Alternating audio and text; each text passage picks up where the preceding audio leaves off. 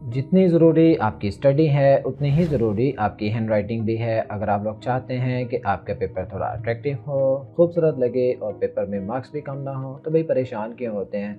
एके designer लेके आया है आपके लिए हैंड राइटिंग के कोर्सेज़। जैसे कि हम लोग हैंड राइटिंग के कोर्सेज़ तो करवा ही रहे हैं, लेकिन उसी में ही हम लोग इंशाल्लाह आप लोगों को पेपर प्रेजेंटेशन का कोर्स भी करवाएंगे, जो कि स्टार्ट हो रहा है 18 दिसंबर से।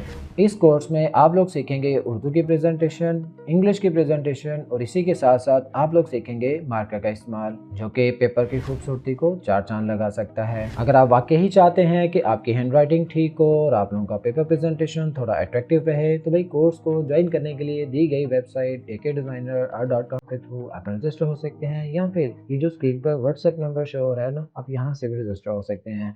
हमारी क्लासेस वैसे 18 दिसंबर से स्टार्ट हो रही हैं। अगर आप लोग इंटरेस्टेड हैं, so you can join us for better experience.